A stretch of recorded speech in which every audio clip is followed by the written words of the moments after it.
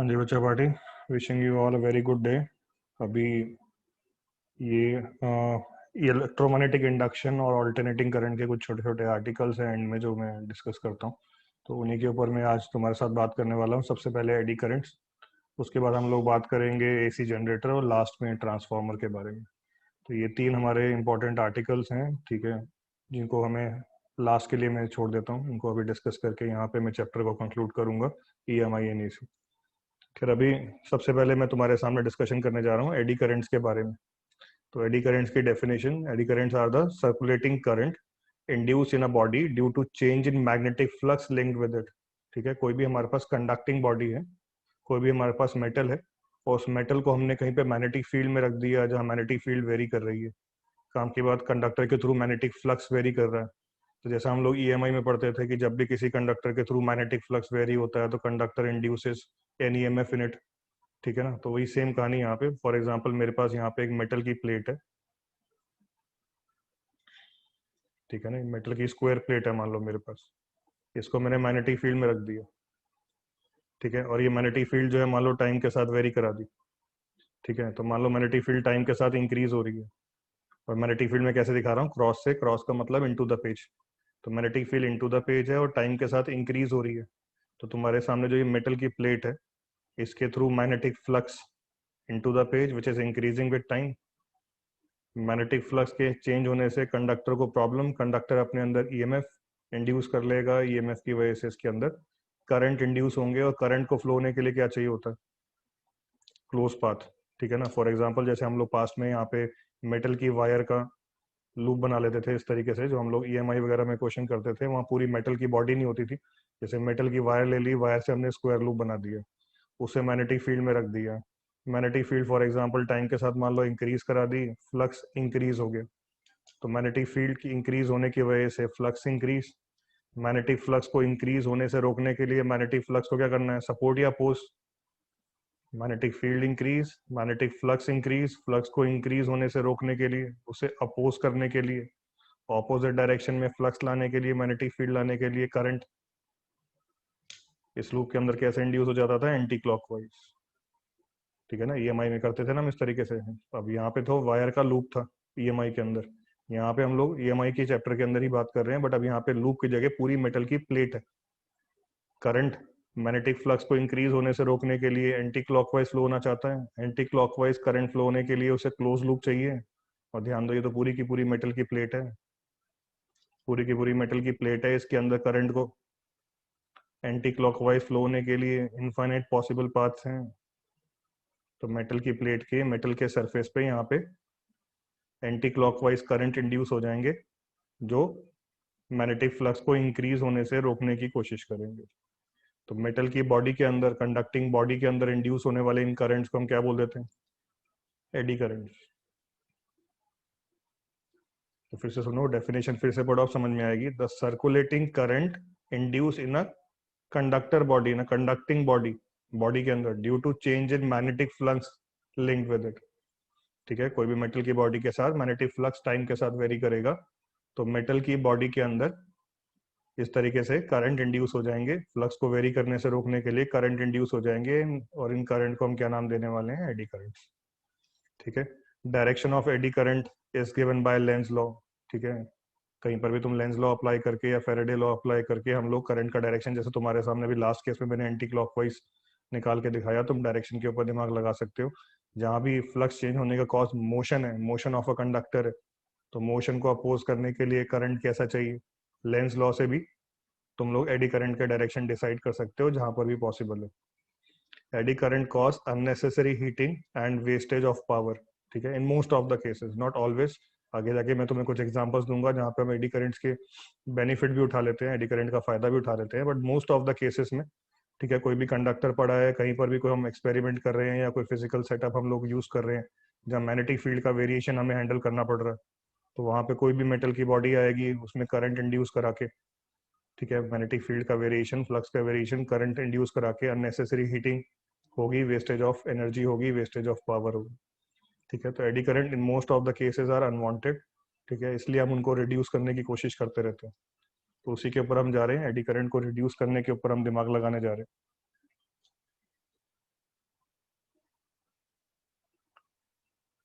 तो चल, they are reduce by using laminated soft iron core, by cutting slots, by making holes. ठीक है, 3 तरीके हमारे बोर्ड की बुक्स, स्कूल की बुक्स में दे रखे होते हैं।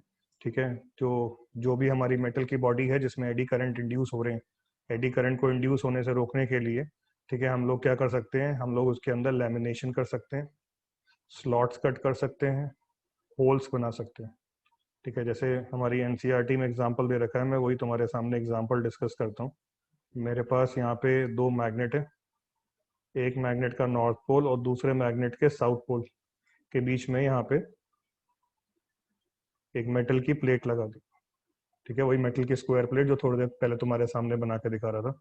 इसको एक धागे से बांध दिया, स्ट्रिंग से टाई कर दिया, छत से लटका दिया। ठीक है, अब ध्यान से देखो, 3D डायग्राम है, ये तुम्हारे पास प्लेट है, इसको हम लोग टिल्ट करेंगे आउट ऑफ द पेज और छोड़ देंगे, तो क्या करेगी? कर सकते हो इमेजिन? इस प्लेट को अगर मैं यहाँ पे टिल्ट करके छोड़ दूँ तो दोनों मैग्नेट्स के बीच में जो गैप है, उस गैप में ये प्लेट ऑक्सीलेट करना स्टार्ट कर देगी।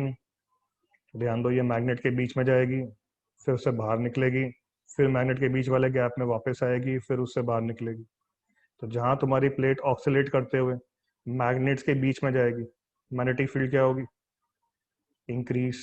इसके थ्रू क्रॉस होने वाला मैग्नेटिक फील्ड, मैग्नेटिक फ्लक्स क्या होगा? इंक्रीज। मैग्नेटिक फ्लक्स के वेरी होने से क्या हो जाएगा? Current induce. इस मेटल की प्लेट में क्या हो जाएगा? Current induce, eddy current. ऐसे ही ऑक्सीलेट होते हुए जब ये दोनों मैग्नेट्स के बीच वाले गैप से बाहर निकलेगी, बाहर की तरफ जाएगी, तो मैग्नेटिक फील्ड क्या होगी? डिक्रीज। फ्लक्स क्या होगा? डिक्रीज। फ्लक्स को डिक्रीज होने से रोकने के लिए फिर से इसमें क्या होगी? Eddy current induce. तो तुम्हारे पास जो ये मेटल की प्लेट है, ये मैग्नेट्स के बीच में ऑक्सीलेट करती रहेगी, इसके अंदर मैग्नेटिक फ्लक्स वेरी होगा, magnetic field very, magnetic flux very, उसकी वजह से इसके अंदर करंट इंड्यूस, करंट को फ्लो होने के लिए क्लोज पाथ चाहिए, और इस मेटल की प्लेट पे तो दुनिया भर के क्लोज पाथ हैं, एडी करंट इंड्यूस हो जाएंगे। ठीक है, और उन एडी करंट से क्या होगा? इन प्लेट के अंदर हीट डेवलप। काम की बात, जब तुमने इसको टिल्ट करके छोड़ा था, इसके ऑक्सीलेशन के समय इसके पास कुछ मैकेनिकल एनर्जी थी, और वो मैकेनिकल एनर्जी ऑफ ऑक्सीलेशन क्या होगा? हीट के फॉर्म में वेस्ट होती जाएगी, और ये प्लेट तुम्हारी ऑक्सीलेट होते होते रुक जाएगी। ठीक है ना, ये जो हमारी मेटल की प्लेट है, ये ऑक्सीलेट होते होते थोड़ी देर में स्टॉप हो जाएगी, तो it will stop because of eddy current. ठीक है, एडी करंट की वजह से हीट लॉसेस, एनर्जी लॉसेस होंगे, और इसकी सारी की सारी मैकेनिकल एनर्जी एडी करंट्स की वजह से लॉस हो जाने वाली है। ठीक है, समझ में आया सबको? तो यहाँ पे अगर ये जो एनर्जी लॉसेस हो रहे हैं, एडी करंट इंड्यूस हो रहे हैं, इनको हम इंड्यूस होने से रोक तो नहीं सकते, पर मिनिमाइज करने की कोशिश कर सकते हैं। मिनिमाइज कैसे कर सकते हैं? तो देखो, सबसे पहले बाय मेकिंग होल्स। ये मेटल की प्लेट जो है, इसके अंदर खूब सारे होल्स बना दो।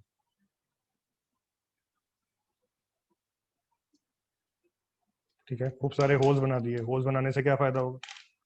जब इसमें एडी करंट इंड्यूस होने के लिए आएंगे, तो एडी करंट को इंड्यूस होने के लिए छोटे पाथ मिलेंगे, एडी करंट को फ्लो होने के लिए बड़ा पाथ नहीं मिलेगा ना, होल्स आ जाएंगे ना रास्ते में। तो एडी करंट को इंड्यूस होने के लिए जब स्मॉल पाथ मिलेंगे, तो ऑब्वियसली एडी करंट कम इंड्यूस होंगे। ऐसे ही दूसरा तरीका क्या बता रखा है इन्होंने? Bye cutting slots. तुम्हारे पास जो ये मेटल की प्लेट है, इसके अंदर स्लॉट्स कट कर दो। आ रहा है डायग्राम समझ? ठीक है, मेटल की प्लेट के अंदर स्लॉट्स कट कर दिए। ठीक है, अब स्लॉट्स कट करके जब इसको मैं यहाँ पे ऑक्सीलेट कराऊंगा, तो फिर से एडी करंट को इंड्यूस होने के लिए छोटे रास्ते मिलेंगे ना, एडी करंट ज़्यादा इंड्यूस नहीं हो पाएंगे, हीट लॉसेस तुम्हारे मिनिमाइज हो जाएंगे। तो एडी करंट लॉसेस को मिनिमाइज करने के लिए होल्स बना दो, स्लॉट्स कट कर दो। तीसरा तरीका क्या बता रहे हैं? लैमिनेशन कर दो। लैमिनेशन में क्या करते हैं लोग? तो फॉर एग्जांपल, ये मेटल की प्लेट है, इसके अंदर बीच में इंसुलेटेड लेयर्स डाल देते हैं, रबर की, प्लास्टिक की, इंसुलेटिंग मटेरियल्स की लेयर डाल देते हैं।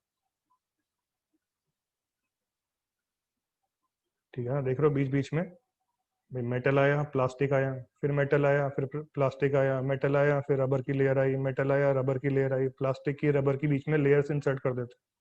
और फिर से जब भी एडी करंट फ्लो होगा, इस तरीके से नहीं फ्लो पाएगा ना, बीच में प्लास्टिक की, रबर की लेयर आ गई, तो एडी करंट को फ्लो होने के लिए छोटे पाथ मिलेंगे, एडी करंट इंड्यूस कम होंगे, heat losses due to eddy current losses, eddy current losses हमारे मिनिमाइज हो जाएंगे। आई मेरी बात समझ? तो तीन तरीके हैं हमारे पास, लेमिनेशन को यूज कर सकते हो, होल्स कट कर सकते हो, ठीक है, स्लॉट्स कट कर सकते हो। तो स्कूल में हमारे क्वेश्चन आता है how eddy current can be reduce, तो we have to tell them three ways. One is by laminating the metal body, ठीक है, मेटल की जो बॉडी है उसके अंदर लैमिनेशन कर दो, लैमिनेशन की लेयर्स इंसर्ट कर दो, bye cutting slots, by cutting holes.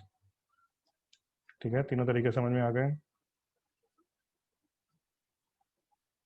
ठीक है, इसके बाद ये एडी करंट को कुछ जगहों पे हम अपने एडवांटेज के लिए यूज भी कर लेते हैं, तो इसके कुछ यूजेस मैं तुम्हारे सामने यहाँ पे डिस्कस कर रहा हूँ। तो the uses of eddy current are first magnetic brakes in train, ठीक है ना, तुमने पास्ट में भी हम लोगों ने कहीं ना कहीं डिस्कस किया हुआ है मैग्नेटिकली लेविएटेड सुपर फास्ट ट्रेन, ठीक है, मैग्नेटिक प्रॉपर्टीज और मटेरियल में हम डिस्कस कर रहे थे। तो सुपर फास्ट ट्रेन होती हैं, बहुत ज़्यादा स्पीड से मूव कर रही होती है, उनको ब्रेक रोकने के लिए भी हम लोग मैकेनिकल सिस्टम ना यूज़ करके ये मैग्नेटिक ब्रेक्स यूज़ करते हैं। कैसे यूज़ करते हैं? तो ध्यान दो, हमारी जो ट्रेन होती है सुपर फास्ट ट्रेन है, मैग्नेटिकली लेविटेड सुपर फास्ट ट्रेन है, उनकी जो आउटर बॉडी है, ट्रेन की जो आउटर बॉडी है, ऑब्वियसली अंदर वाली बॉडी तो इंसुलेटेड होगी, ठीक है, पर आउटर बॉडी तो मेटल की बनी होती है, आउटर बॉडी मेटल की बनी होती है। तो जब भी वो स्टेशन पे पहुंचती है, ट्रेन स्टेशन पे पहुंच गई हो, तुम्हें उसे रोकना है, तो रोकने के लिए हम लोग क्या करते हैं, स्टेशन पे स्ट्रॉन्ग मैग्नेटिक फील्ड ऑन करके बैठ जाते हैं। तो जैसे ट्रेन वहां पे पहुंचेगी, ट्रेन उस स्ट्रॉन्ग मैग्नेटिक फील्ड को कट करेगी, मैग्नेटिक फील्ड लाइंस को क्रॉस करेगी, फ्लक्स उसे वेरी होते हुए दिखाई देगा, तुम्हारी जो ट्रेन की मेटल की बॉडी है उसके अंदर एडी करंट रिड्यूस हो जाएंगे, ठीक है ना। ऑब्वियसली अंदर वाला कंपार्टमेंट इंसुलेटेड होगा, नहीं तो अंदर बैठे लोगों को शॉक लग जाएगा, पर स्टिल बाहर की जो आउटर बॉडी होती है मेटल की, उसके अंदर एडी करंट इंड्यूस हो जाएंगे, और वो करंट इस तरह से इंड्यूस होंगे कि फ्लक्स चेंज होने का कॉज, दैट इज ट्रेन के मोशन को अपोज करेंगे, और ट्रेन के मोशन को अपोज करते हुए ट्रेन को रोक देंगे। ट्रेन को रोकने के काम आते हैं एडी करंट, ठीक है ना। मोशन को डैम करना है, कहीं तो हमें ब्रेकिंग भी हमारे लिए नेसेसरी है ना, सिर्फ ट्रेन को मूव कराना थोड़ी नेसेसरी है, रोकना भी तो जरूरी है, और रोकने में एडी करंट हेल्प कर रहा है हमारी, ठीक है ना। फिर स्पीडोमीटर, ठीक है, जो हमारे स्पीडोमीटर होते हैं, ठीक है, तुम्हारे जितने भी जैसे गैल्वेनोमीटर होता है, ठीक है, गैल्वेनोमीटर हो गया, स्पीडोमीटर हो गया, जितने भी तुम्हारे ये मेजरमेंट वाले जो भी तुम्हारे ये अप्लाइंसेस, हम जो डिवाइसेस सॉरी हम लोग यूज करते हैं, उन सब के अंदर भी एडी करंट यूज हो रहे होते हैं, ठीक है। जैसे मैं तुम्हें इलेक्ट्रोमैग्नेटिक डैम्पिंग स्पीडोमीटर एक ही बात है, इलेक्ट्रोमैग्नेटिक डैम्पिंग से ही स्पीडोमीटर के अंदर हम रीडिंग ले पाते हैं, कैसे लेते हैं मैं उसके बारे में तुम्हें बता रहा हूँ। तो फॉर एग्जांपल गैल्वेनोमीटर की कंस्ट्रक्शन याद है? गैल्वेनोमीटर की कंस्ट्रक्शन अगर तुम्हें याद हो, तो उसके अंदर हम लोग क्या करते थे, फेरोमैग्नेटिक कोर लेते थे, उसके ऊपर कॉइल लपेटते थे, ठीक है ना। यहाँ पे हम लोगों ने मैग्नेट लगा रखे होते थे, ठीक है, यहाँ पे हम लोगों ने इसके साथ एक पॉइंटर लगा के यहाँ पे एक स्केल बना रखा होता था, ठीक है। तो जब हम गैल्वेनोमीटर में करंट भेजते थे, तो वो करंट इस कॉइल में जाता था, कॉइल में करंट जाने से कॉइल क्या बन जाता था, मैग्नेटिक डाइपोल। मैग्नेटिक डाइपोल पे मैग्नेटिक फील्ड की वजह से टॉर्क लगती थी, जो मैग्नेटिक डाइपोल को मैग्नेटिक फील्ड के डायरेक्शन में अलाइन करने की कोशिश करती थी, ठीक है।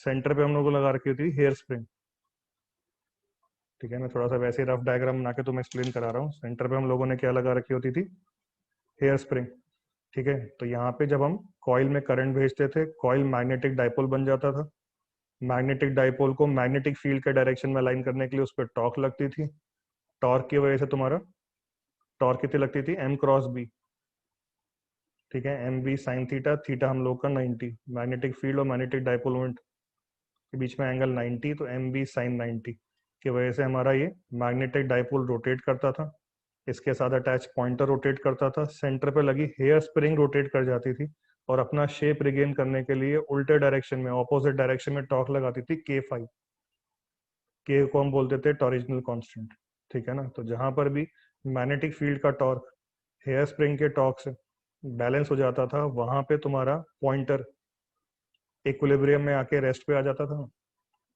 तो ध्यान से देखो, अगर तुम थोड़ा सा और दिमाग लगाओ तो उसको वहां पे रेस्ट पे नहीं आना चाहिए था, जहां पे टॉर्क बैलेंस, वहां पे एंगुलर एक्सेलरेशन अल्फा जीरो, और एंगुलर एक्सेलरेशन अल्फा जहाँ पे जीरो होगा, वहां पे एंगुलर वेलोसिटी मैक्सिमम। बात समझो, जहाँ मैग्नेटिक फील्ड का टॉर्क हेयर स्प्रिंग के टॉर्क से बैलेंस होगा, वहां पे नेट टॉर्क जीरो, और उससे पहले तो हमेशा टॉर्क नॉन जीरो थी। इक्विलिब्रियम पे जाके टॉर्क जीरो, और उससे पहले वाले हर पॉइंट पे तो नॉन जीरो थी। अल्फा नॉन जीरो था, ओमेगा इंक्रीज हो रहा था।